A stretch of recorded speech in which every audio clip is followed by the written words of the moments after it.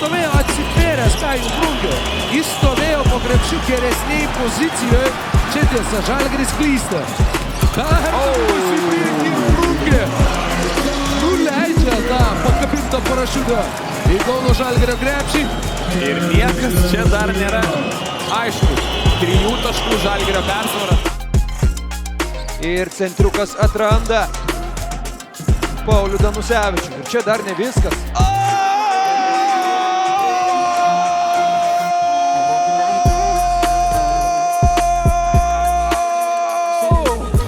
Urmanavičius. Ir ar ten buvo Nenado Čianako šypsenėlė?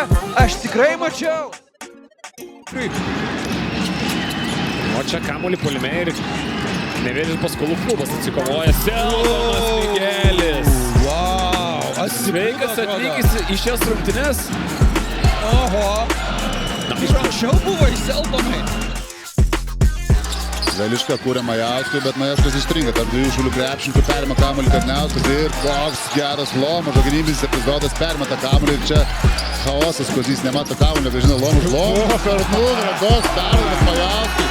Kajus Darnė, Rikardas Lomažas, wow, toks jo perdavimas per nugarą ir neiššvaistytas perdavimas, 2 taškai iš po krepšio tikrai įspūdinga aikštės matė. Apgauna Šilnį, Lomažas dar bando padėti, bet ta pagalba jau tikrai pavėluota. Popanoje buvo metimo fazė, kaip čia dabar ateina Velička ir kaip Velička gauna bloką. Wow! Cedrikas Hendersonas kokį bloką išrašo.